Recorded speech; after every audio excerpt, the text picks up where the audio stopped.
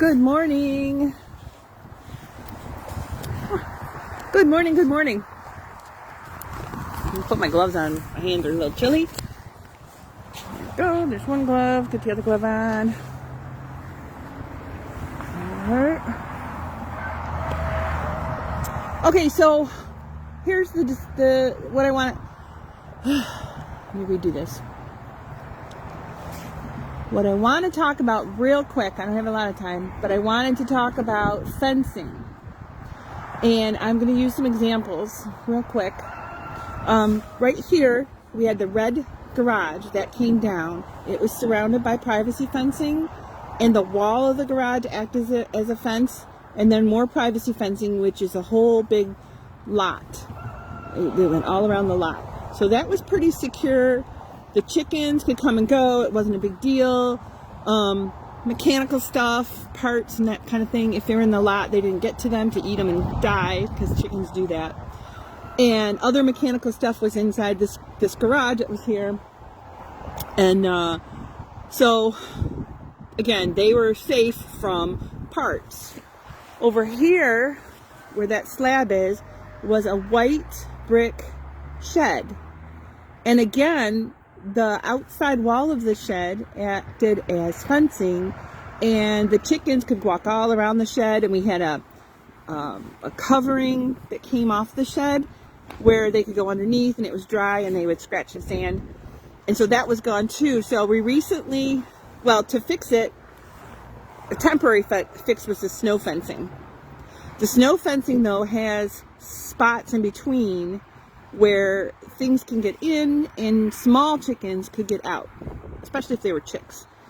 So the snow fencing is gone now, and we've replaced privacy fencing. We put panels up there to keep the critters out and the chickens in. And then you can't tell, but there's garden fencing with T-posts, which are pretty secure, underneath the tree here and over here. So when you tell me that fencing's ugly, try again. I can't see that garden fencing from here, and you couldn't either. But it's very secure. It is I think it's 4 foot tall fencing. So those two keep in mind. Okay? Had to set you up for all that. So there was demo here and parts. There was demo here, and there's still kind of parts, random parts that have to be cleaned up. And I didn't want the chickens to get to either this one or that side. I didn't want them in this area at all. We also were storing a lot of stuff alongside the house and in this container thing. And so I didn't want chickens to come in there. I didn't want them pooping on my stuff over here. So we kept them on this side over here. And I put up a temporary fence that went from this privacy fence all the way over to the new coop. We access it here in between these two U-posts. And over here is garden fencing. And then it comes all the way up to about here. And then I had a strip of deer fencing. Nice deer fencing.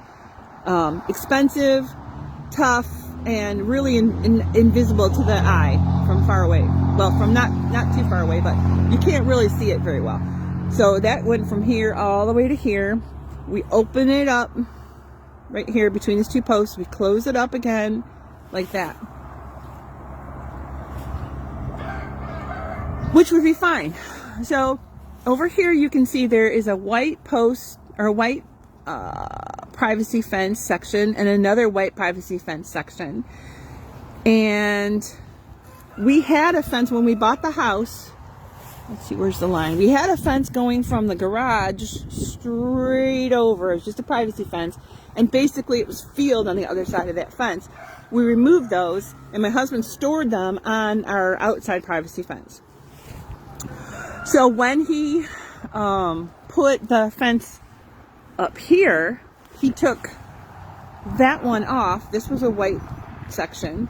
And then there was a smaller section that he used as well.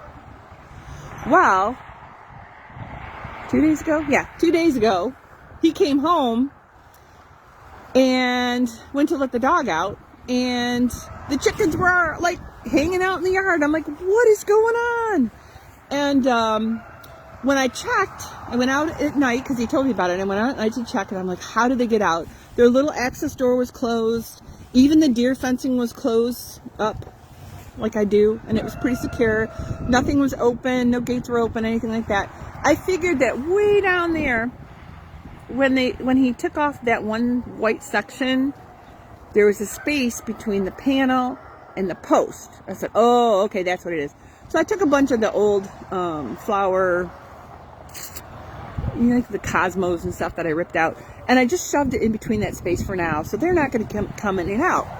Well, yesterday, I was working in my office, and I look out the window, and Zora is over here, and she's just happy as a clam, and I had to chase her back into the pond, and I'm like, what is going on? I could not figure out how she got out until after I got her out. Oh, and it was a nice day, so the chickens were they out? No, I don't remember. Anyway, I saw her again after I had already put her away. They must have been out. And I couldn't figure out what was going on. And I was like, no, there is no space now for them to get in and out of over there. So what is going on? Well, let me show you a couple things. Like I said, I don't want to be out here forever. 1, it's cold. 2, I got to get back to her. But 3, it's starting to snow. 4, I don't know. Just because I can say 4. See how there is a space? There was a space that was big enough they could get in and out. So I'm just reusing the branches for right now. Obviously, I'm going to have to connect this now, this T-post, to this privacy fence post. I'll probably run a rope. Yeah. I mean, there's enough give. I could pull that tight, and then the fencing that you can't see from a distance will keep that closed. So they will be less likely to get out. If they want to scratch under, they could, but they'll be less likely to get out. This is 3-foot garden fencing. Comes up to my, where is it? My belly button. Comes up to my belly button. 3-foot fencing. I got the pinwheels on it because it keeps the chickens from being interested in jumping over. And the movement of the pinwheels from the wind tends to kind of keep like bigger creatures like startled, and they are less likely to come and bug them. Mostly though, I did it so the chickens wouldn't jump over. If you have chickens that jump over fences, you clip one side of their wings, left or right side, and they can't jump over. Or you keep breeds that are big, and they're not going to jump over or fly over because they're too big. The littler birds, like the Easter eggers, they could fly over easy. But one of the things I did too with that deer fencing right here is the deer fencing kind of comes up and over like this.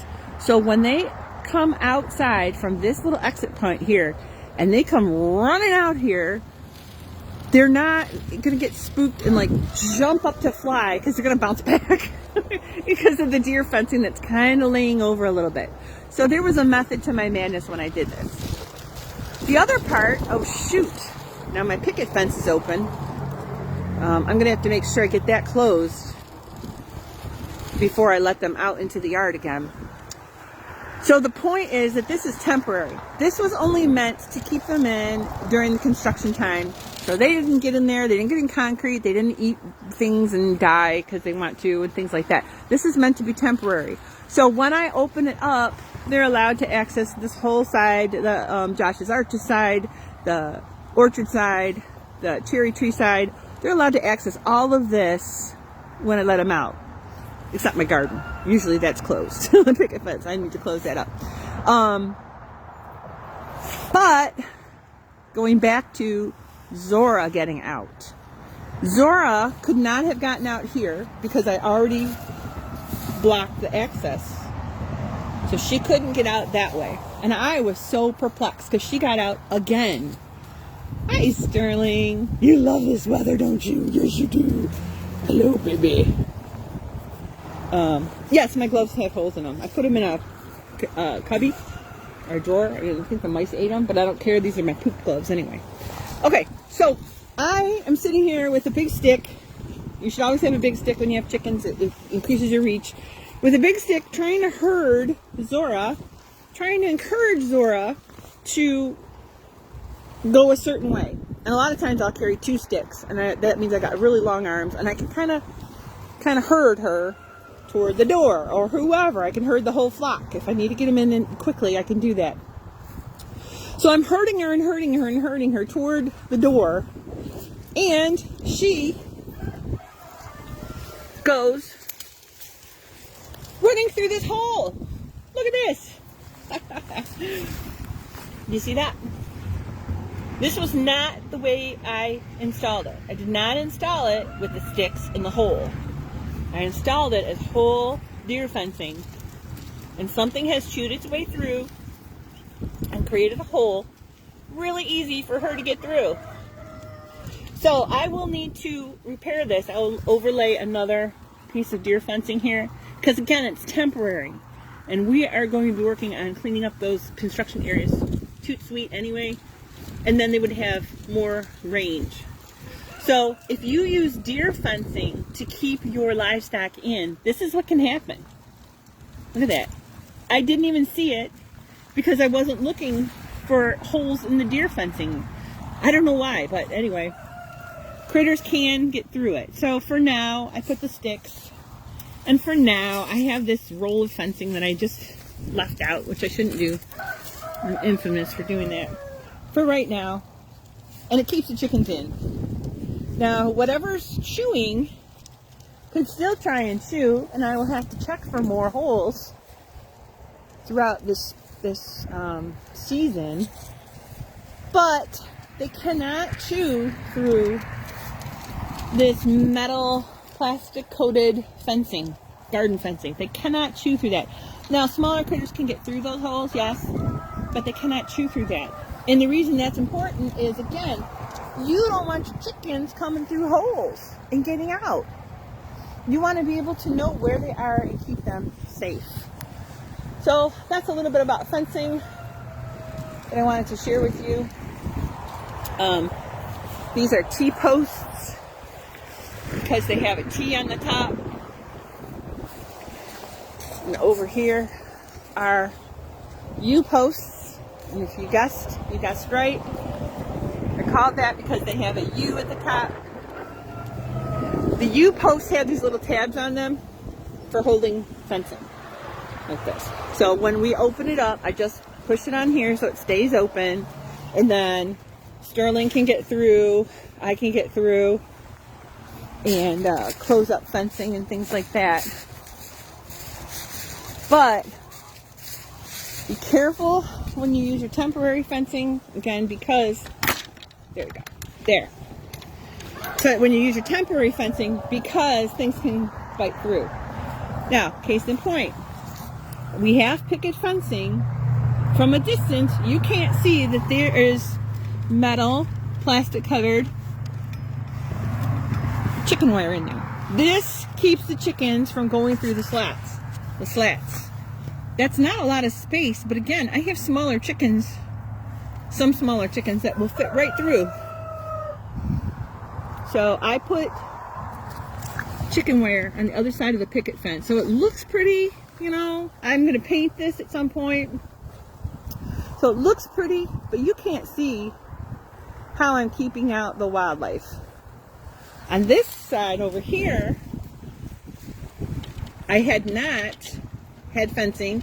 So I just put this plastic stuff up. And guess what I'm going to have to make sure? This is to keep chickens out. Chickens will not bite through plastic stuff. But other critters will with teeth. And that could be groundhogs, that could be rats, that could be, I don't know, whatever's got teeth. Raccoons, they could get through there. The other part is make sure that your fencing has well, you're going to have to check it. When they talk about mending fences, you're going to have to check your fencing every now and then, and you're going to have to put boards back. That's just how it is. When they come to you, the boards just have nails in them. If they don't have nails, they'll have like brads, like staples in there, and over time and over usage, they just come out. So you're going to have to repair some boards. This one's just got a wood screw in it. But make sure that your latches are very secure and they're closed every single time. So what you do, and this is going to sound stupid, I don't care, close it and pull it. If you can pull it open, then you're going to have to adjust your fencing, because with weather, your ground shifts. With the wind blowing, our wind comes from the west, the ground shifts. Our posts are not, these posts are not sunk into concrete, they're just in the ground, because that's really all we needed. So they can move around a bit, and you need to check that. So if you haven't already, make sure you go out and check your fences, mend your fences. Good fences make good neighbors. And what else was I going to tell you? I don't know. I just have now over here, this was our first garden area, very first garden area at this property, was along inside this square here. And I had super tall U-posts, and I had fishing wire. No, I had twine strung around there, because again, all of this was wide open when we moved in. All of it was wide open, and it was also, we had a fence that was here, right here. So it was wide open to deer. We removed the fencing, but we didn't have all of this privacy fencing yet. So I wanted to make sure I kept this safe from deer. So this fencing is 4 foot high. 4 foot? Yeah. Comes to about my chin. I'm 5'4". And it had the tall U-posts. And then I made a janky gate. But I needed an entrance that was, big enough so that you can get a wheelbarrow through or a wagon. So this was the very first one that we had. This is where I grow my onions and my carrots. And slowly but surely, I've been trying to use the boxes to... That looks jank. I know. It looks terrible.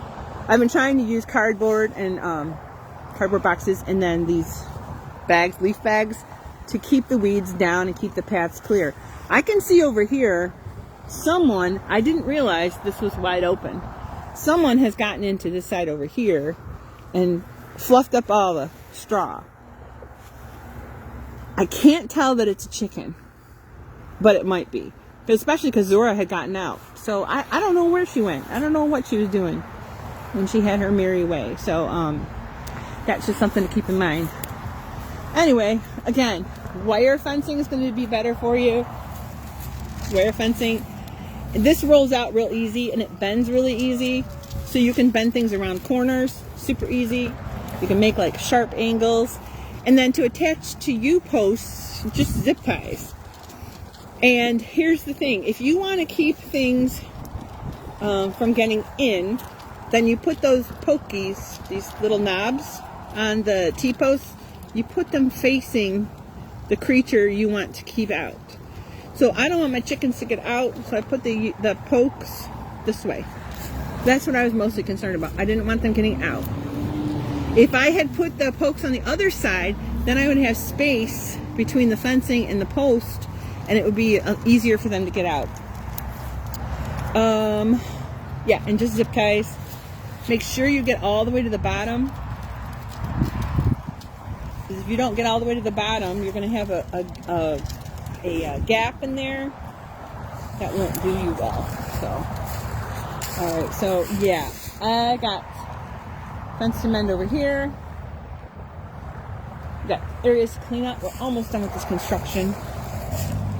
And I just wanted to show you about the fencing. Now, this is this deer fencing is 7 foot tall. And like I said, it's the really nice stuff. It's from Deer Busters, where it's almost invisible to the eye from far away.